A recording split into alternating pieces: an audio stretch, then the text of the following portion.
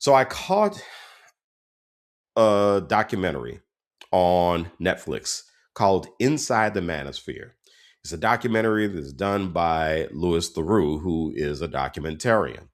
The documentary is about the genre of social media influencers who promote hypermasculinity, fitness, wealth, straight male sexual promiscuity, and the idea that straight men are under some sort of attack in America.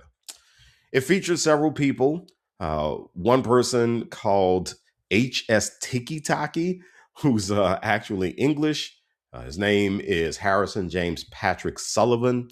Also, a local person, someone from Denham Springs by the name of Justin Waller. Justin Waller is actually a businessman, a guy who calls himself Sneeko out of New York City. His name is Nicholas Ken, and I hope I get his last name right, the Balantazi.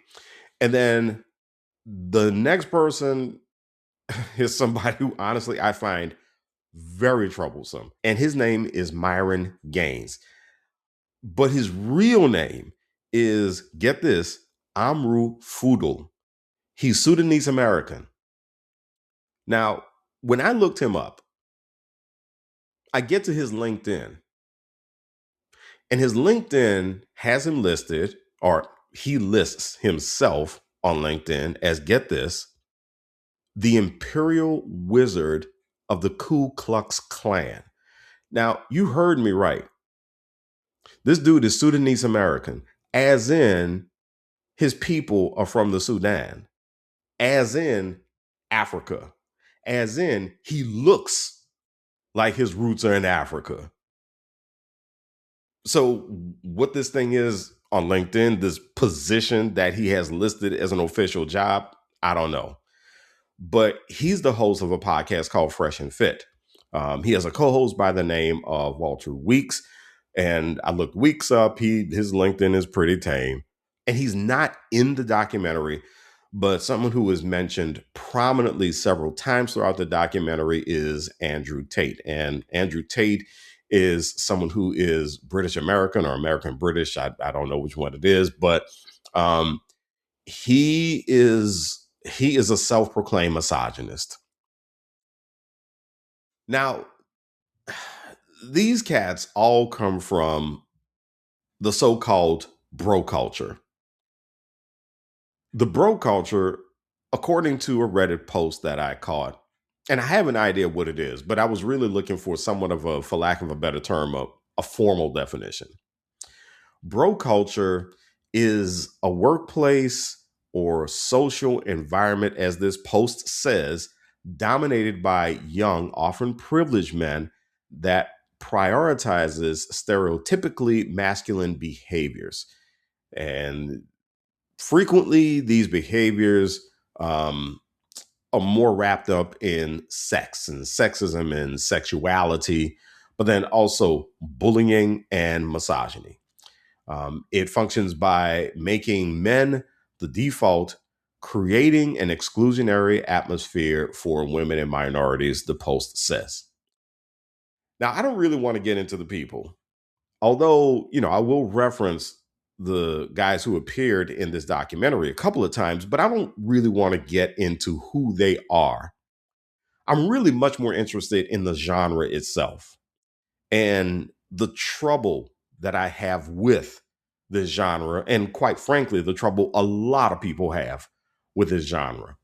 I want to take a look at its influence on young men and also how we need to make sure that our young Black men, especially Gen Z and Gen Alpha, are using their heads when they hear this stuff. Because we can say, let's make sure they don't listen to this, but that's not going to happen. This stuff is on social media. So people are going to run across this one way or the other. I mean, I can't tell you how many times I've been on Instagram or TikTok and I'm scrolling and I'm trying to scroll past stuff and it just shows up. And as we know on social media, the algorithm rewards toxicity. And so our young men are going to see this. They are going to hear this stuff. So that's why I want to focus on helping them use their heads when they hear it. The views that these dudes possess are extremist views, particularly far right wing views. They attract young men and they attract teenage boys, but they attract these men up into their 30s. Different personalities will attract different age brackets. But one thing that I saw in the documentary, Into the Manosphere, I should say Inside the Manosphere, one of the things that I saw in the documentary, Sneeko, for example, he's walking the streets of New York. And apparently his stuff was so bad that he got kicked off of social media platforms, but he's back on those platforms, I believe. But he's walking around the streets of New York, and there are these teenagers running up on him, and they're telling him how much they listen to his stuff and how much they love him. And among these teenagers, they're mostly young white boys, Latino boys. But then also, I believe it was Justin Waller who spends time in Miami. Justin Waller, there were young men, or I should say, they were men, but they're probably in their 20s, maybe their mid 20s or something like that. They are going to him, telling him how inspirational his stuff is. Now, Waller, I will say, probably focuses a lot more based on what I saw in that documentary. So I have not listened to any of these people's stuff, so I'm not going to claim to know what exactly they talk about all the time. But we know the highlights. Waller seems to focus much more on sex and dating and that sort of thing. Now, where he stands on a bunch of other issues, how what he has to say about these other issues, especially where it concerns Black folks and minorities, I'm not sure.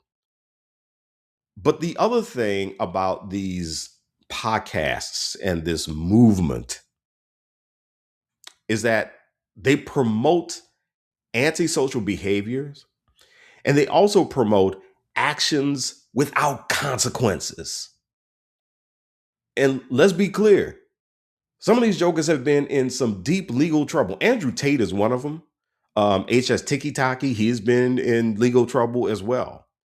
But I think their whole point is, so what? I'm a man, it's what I do. And, I think they dismiss the legal troubles that they get into, which is also dangerous. But the other thing that I notice about these guys, they respond childishly to being challenged or even questioned about what it is that they're doing. When I see that, as someone who has researched narcissistic leadership, that tells me that we are dealing with a bunch of narcissists. They already have the other major markers, according to this model called the narcissism spectrum model. They already are showing you that any and everything that they talk about is hinged on self-interest. And that is driven by just this incredibly self-absorbed, view of things. Basically, everybody needs to see it my way. And everything that I do is about how I'm going to profit. That's one thing I hear. The other thing that I hear, though, is pretty obvious, and that's grandiosity. Oh, you see the grandiosity. I mean, this documentary alone, you had these cats who were showing off the cars that they were driving. They were showing off where they live. They were more than happy to show all that stuff off. And also, just by virtue of their podcasting, they have to be seen. It's driven by hubris. It's driven by a sense of exhibitionism. And then the third part, when we take a look at the narcissism spectrum model, is vulnerability. And that is driven a lot by emotional volatility. And that emotional volatility is what you see in a lot of these guys when they are asked, why do you do this? Why do you have these views? Now, they answer those questions in different ways. One way they'll answer the question is, In so many words, they'll say, because I'm right. My views are right. But then when you press them, and the documentarian, Louis Theroux, he started pressing them, it turned into, why are you hassling me? Why are you questioning me? What's your problem? Okay, well, you don't look like much of a man. Let's go lift some weights. It turned into these counterattacks. And apparently Theroux did some documentary that was pretty controversial. Whoever he did the documentary on is a controversial figure. So I think it was HS Tiki Taki who started to really get at Theroux at some point and say, well, what about the documentary you did on so and so? So, you know, to me, these are some incredibly narcissistic people behind this whole manosphere slash alpha male slash bro culture movement that is a really, really prominent voice in media. But here's the other thing, and this is a characteristic that they they didn't really address this in the documentary. So I would really be interested in how they respond to this. But one of the other aspects of this manosphere and this alpha male movement, this bro culture thing, is the stuff that these guys say causes major, serious problems. There are documented acts of violence where the people who committed the violence were known to have listened to these types of podcasts, or they are known to follow these people on social media. As a matter of fact, this year, 2026, in Brazil, there have been reports of men beating mannequins with signs reading, training in case she says no. But then also in Brazil, a military policeman was arrested for shooting his wife, stating that he was an alpha male and she should be submissive. 2021 in the United Kingdom, a self-proclaimed incel. Now, an incel is an involuntary celibate. That's a whole nother conversation. It is really, but basically, an involuntary celibate is somebody who is having difficulty having sex with women for whatever reason. Okay, so again, that's a whole discussion. But a self proclaimed incel, 2021 in the United Kingdom, shot and killed 5 people, including his own mother, after engaging with online communities that promote red pill ideology. In 2018, in Toronto, a man killed 10 people by driving a van into a crowd, identifying himself as an incel and praising red pill figure Elliot Rodger. So that's what I mean by, there are real consequences that go with the actions of these guys. And I would be interested in how they respond to that, how they respond to people saying, well, they were listening to your stuff before they committed this violent crime. So the medium, what does the medium use to communicate this stuff? So let me just very quickly remind you of something. Earlier this year, when we started the new year, I wanted to start the new year off with a media literacy series, if you remember, on this show. The reason I wanted to start that media literacy series is I want us to investigate the interest that platforms and radio stations and TV stations and newspapers, the interest that they have in making this kind of content available to people. And so in the podcasting world, in this podcast world with these red pill podcasts, the concept of a red pill, if you don't know this, the concept of red pill comes from the movie The Matrix, right? That was what, 99 when The Matrix was made? And in the story, this character, Neo, if you have not seen The Matrix, a character named Neo, who was a computer hacker who was communicating with someone named Morpheus, found out that Morpheus was a real person. He gets a chance to meet Morpheus in a pretty unusual way. And Morpheus offers him the opportunity to find out where he is really coming from. And so Morpheus does it by offering him either a red pill or a blue pill. Now, the blue pill, Neo could have stayed in his world and not gone into the Matrix, right?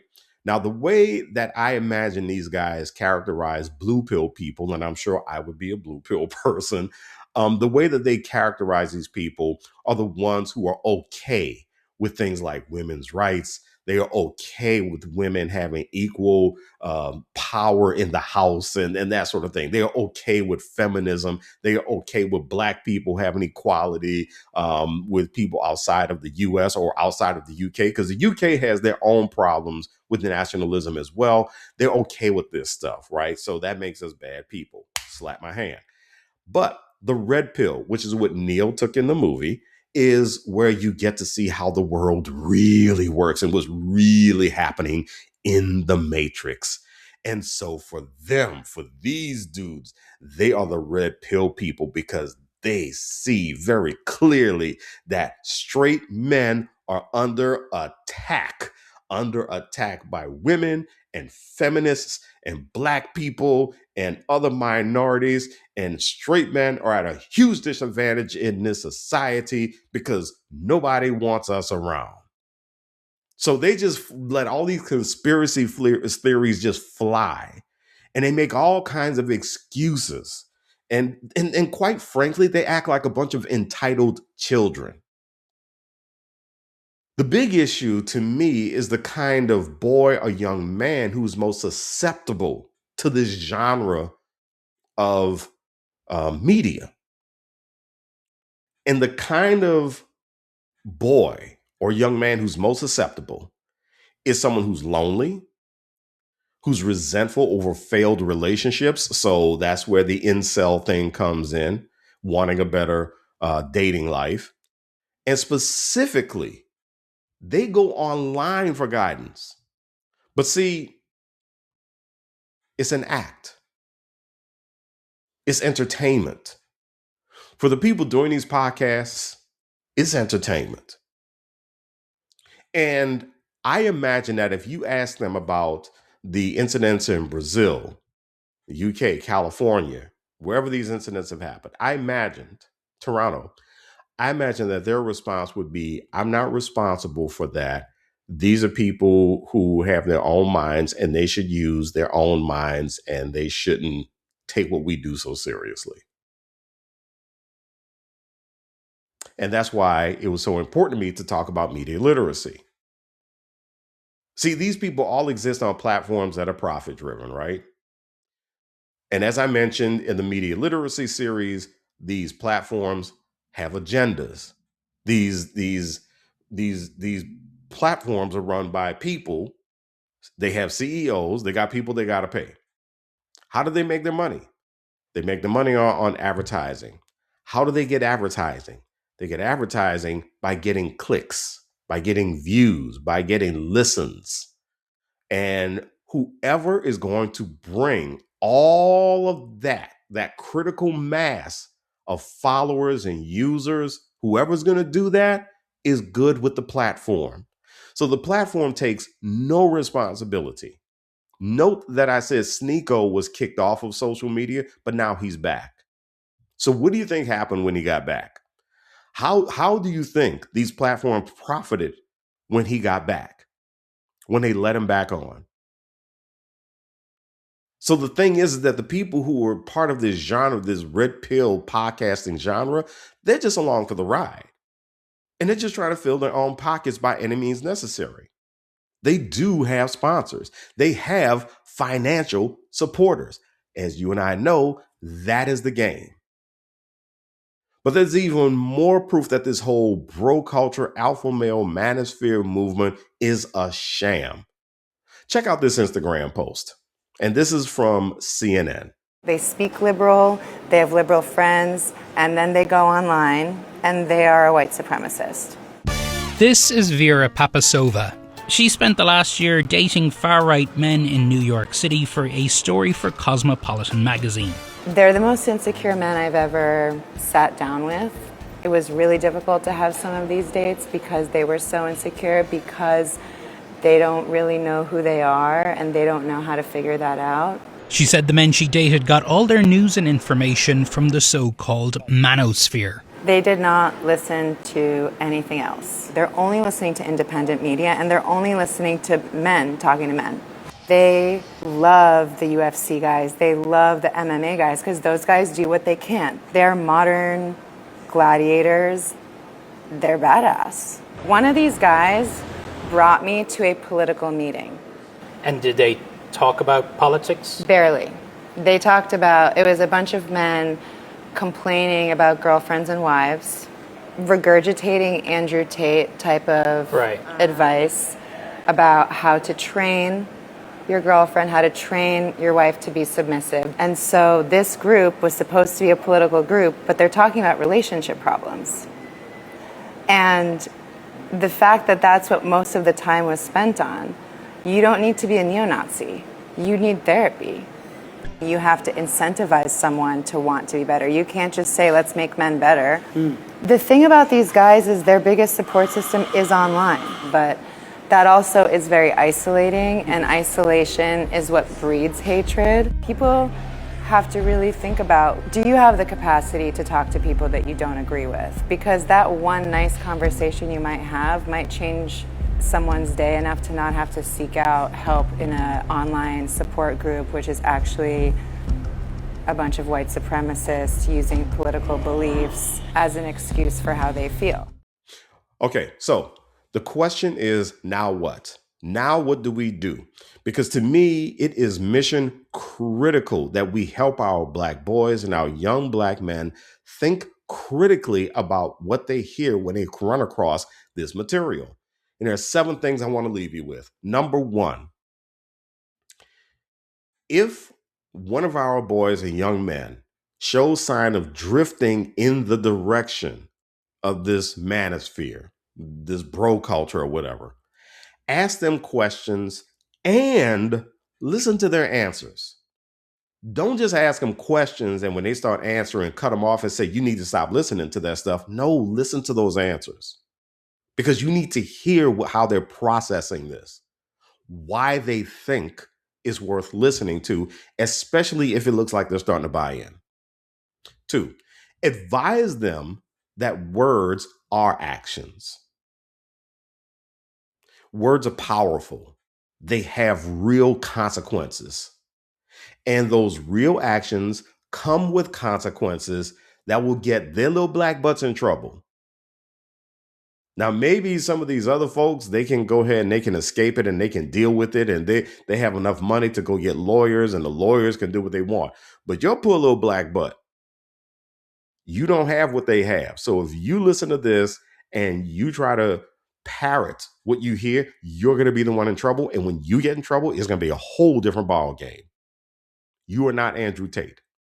You're not HS Tiki Taki and these other people. So we need to let our boys know that words do have actions and actions come with real consequences. 3, provide our boys and young men with a sense of community. Remember that we said that a lot of these guys, they are lonely.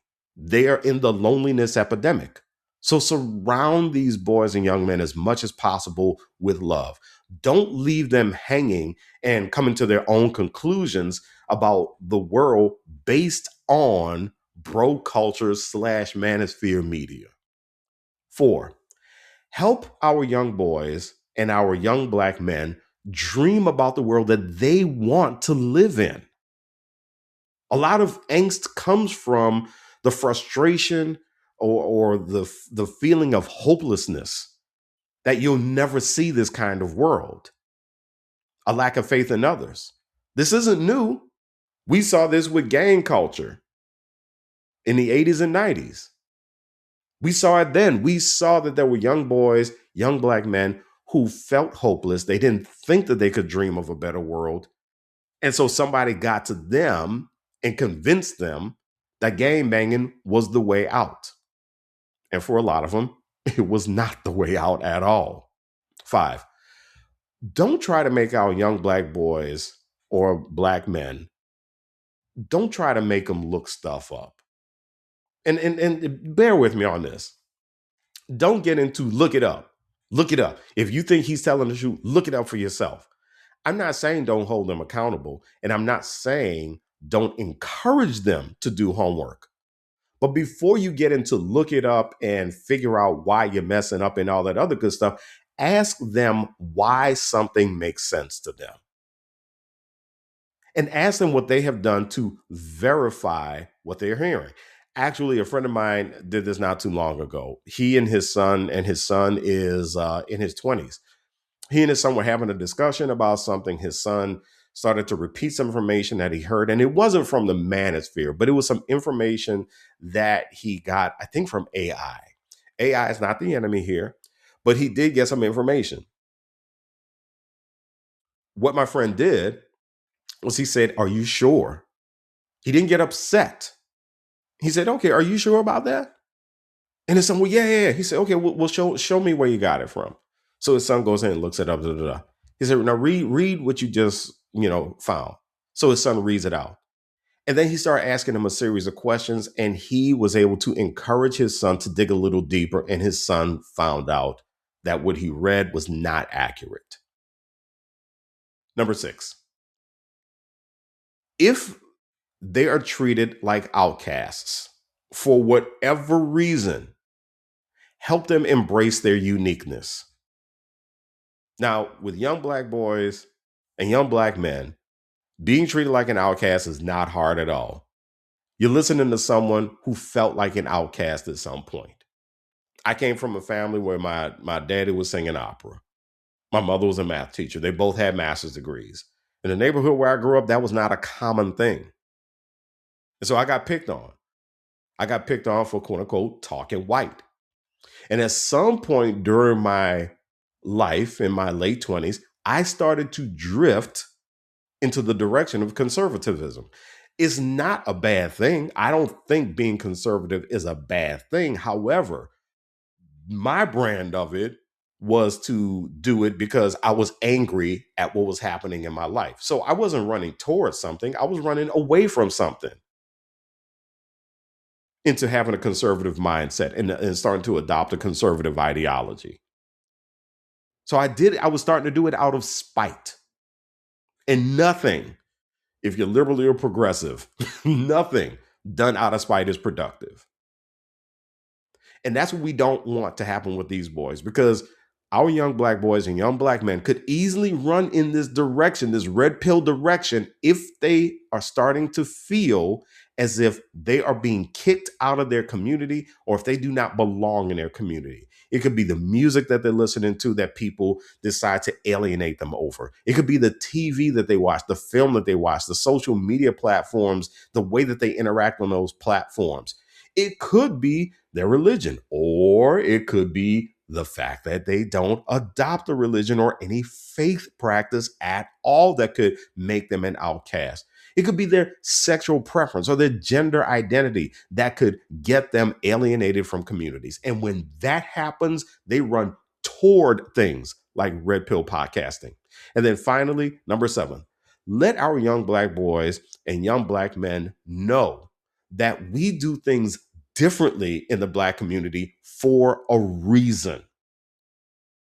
And that we are proud of who we are and what we do, even when the world is against us. Share that pride with them, but don't try to shove it down their throats.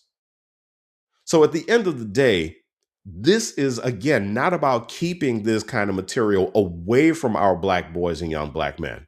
This is about making sure that when they engage it, they think through it. They question it. They figure out for themselves what the dangers are. But we can't shove anything down their throats, and we can't take it away from them. We got to walk them through, and we have to honor their intelligence, and we have to honor their dignity in the process.